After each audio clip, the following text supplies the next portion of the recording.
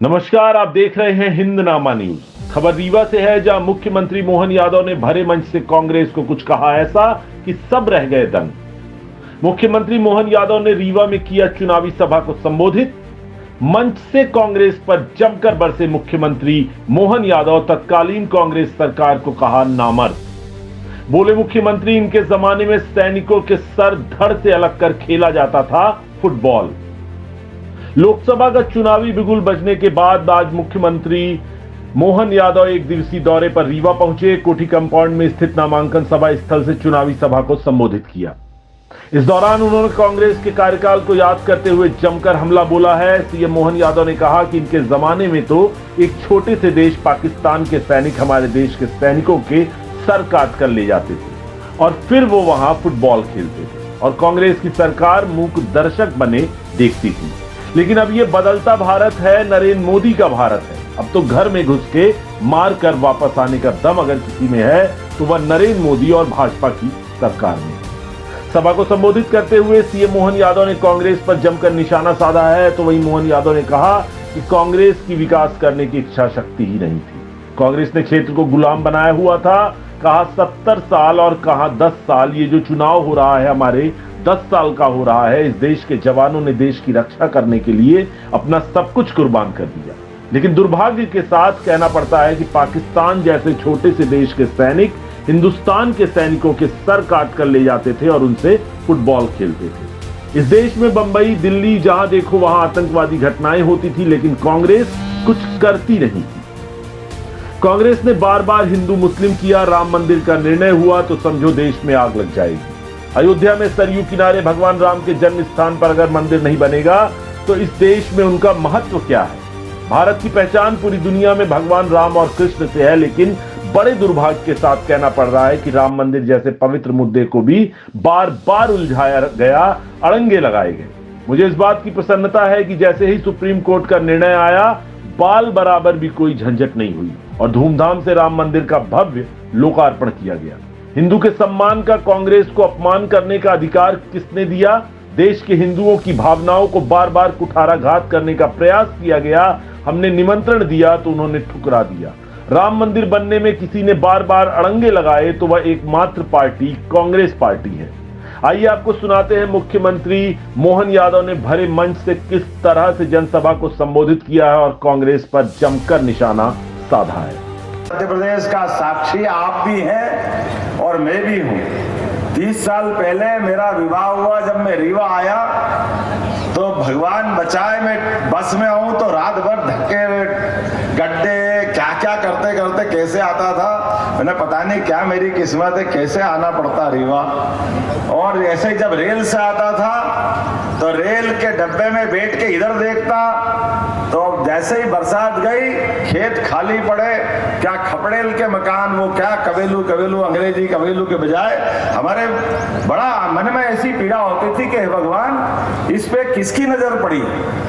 ये तो वो धरती है जिनने भगवान राम को 11.5 साल अपनाया, अपने आगोश में लिया, उनको आशीष दे करके ये धरती धन्य हुई है। लेकिन दुर्भाग्य के साथ कांग्रेस ने आजादी के बाद अगर इस क्षेत्र की उपेक्षा की तो मुझे इस बात की पीड़ा है कि वर्षों पहले यहाँ के लोगों की जिंदगी खुशहाल हो सकती थी, लेकिन केवल वोट लेकर के सरकार बनाना और सरकार बना के मौज मस्ती करना, मुझे कहने में कोई गुरेज नहीं है। और उसके उल्टे जैसे ही भाजपा की सरकार बनी पूरा परिदृश्य बदल गया।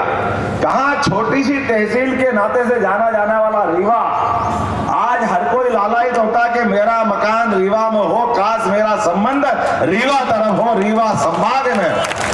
नहीं थी वहां, सब कुछ है। अगर नहीं थी तो कांग्रेस की इच्छा शक्ति नहीं थी विकास करने के लिए। कांग्रेस ने गुलाम बनाया हुआ था क्षेत्र को। और जैसे कि बात निकली है, कहां 70 साल और कहां 10 साल। ये चुनाव जो हो रहा है ये हमारे 10 साल का चुनाव हो रहा है। इस देश के जवानों ने इस देश की रक्षा करने में अपना सब कुछ कुर्बान किया, लेकिन दुर्भाग्य के साथ पाकिस्तान के छोटे से देश के लोग, वहां के सैनिक हमारे सैनिकों के सर काट के ले जाते थे। देश की सरकार मुंह उठाए कुछ करती नहीं थी, देखती रहती थी। उनकी गर्दन काट करके फुटबॉल खेलते थे। इस देश के अंदर बंबई, दिल्ली, जहां देखो वहां आतंकवादी कांग्रेस के लोग और बाकी लोग इस पूरे मामले में पूरी नजरअंदाजी करते थे, लेकिन बदलते दौर का भारत है, अब ये नरेंद्र मोदी का भारत है। आपने एक बार वोट दिया जनार्दन मिश्रा जी को, तो जो छक्के छुड़ाए कि घर में घुस के मार के आने का दम किसी में है, तो नरेंद्र मोदी और उनकी अपनी सरकार में दम था। नरेंद्र मोदी ने कहा कि 3 तलाक 35 साल पहले सुप्रीम कोर्ट ने निर्णय किया। उस समय की सरकार नामर्द होगी, कमजोर होगी, लेकिन हमारी सरकार उस अन्याय को बदलेगी और हमारी सरकार ने एक झटके के साथ वापस उस सुप्रीम कोर्ट के निर्णय को लागू कर दिया। ये 56 इंच वाले की सरकार है, क्योंकि मोदी है तो बार बार हिंदू मुसलमान राम मंदिर का मगर फैसला हो गया तो समझो देश में आग लग जाएगी, पता नहीं क्या हो जाएगा।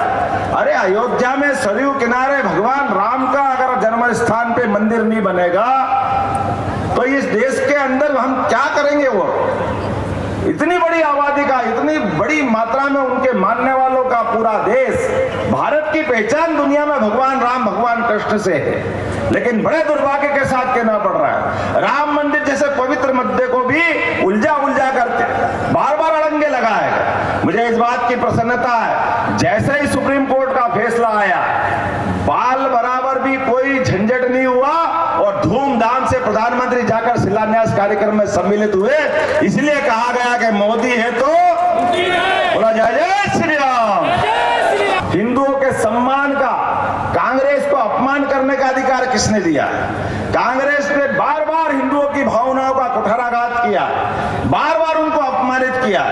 हमने निमंत्रण दिया, हमको मालूम राम मंदिर में अड़ंगे किसी ने लगाए तो एकमात्र पार्टी कांग्रेस पार्टी, जिसके राष्ट्रीय महामंत्री कपिल सिब्बल, मनु सिंघवी, बड़े बड़े पदाधिकारी ये बेशर्म होकर के सुप्रीम कोर्ट में भगवान राम के मंदिर का फैसला नहीं करने के लिए बार बार अड़ंगे लगाते रहे। लेकिन दुर्भाग्य के साथ कहना पड़ रहा है इन्हें जितना करना था वो सब कर लिया, लेकिन सौभाग्य की बात है माननीय सुप्रीम कोर्ट ने वो जब फैसला दिया तो दूध का दूध और पानी का पानी हो गया हमारे अपने देश के अंदर।